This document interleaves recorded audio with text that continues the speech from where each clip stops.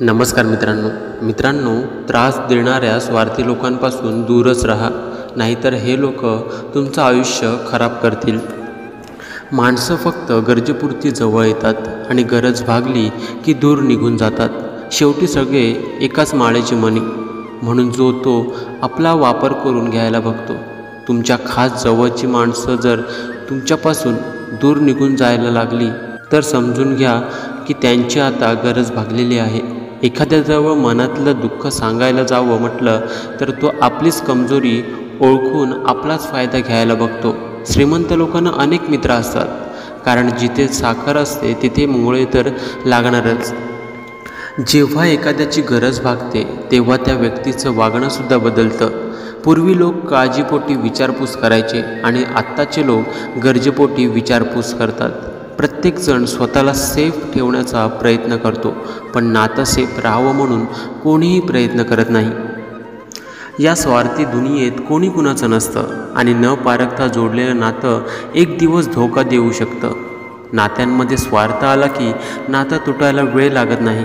तुम्ही एखाद्याशी कितीही प्रामाणिक राहा, पण ज्याच्या मनात स्वार्थ आहे तो एक दिवस बदलणारच।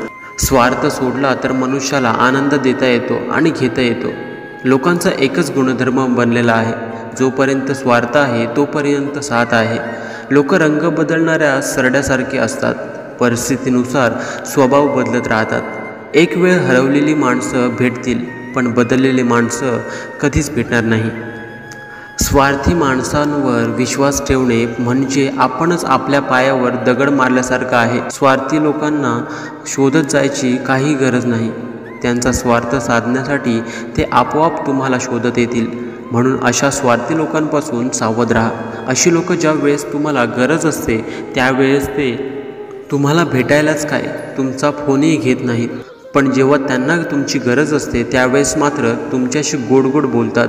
म्हणून अशा स्वार्थी लोकांवर कधीही विश्वास ठेवू नका आणि यांच्यापासून लांबच राहिलेलं बरं। अशा लोकांसोबत तुम्हालाही स्वार्थी राहावं लागेल आणि यांच्यापासून लांबच राहिलेलं बरं।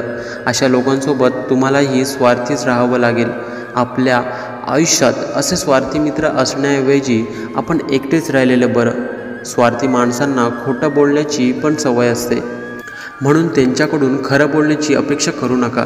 जे लोक आपल्याबरोबर वाईट वागतात त्यांच्याबरोबर ना चांगलं राहिलं पाहिजे ना वाईट राहिलं पाहिजे, कारण जर आपण त्यांच्याबरोबर चांगलं राहिलं तर ते आपल्याला विकून खातील आणि त्यांच्याबरोबर वाईट राहिलो तर त्यांच्यामध्ये आणि आपल्यात काय फरक।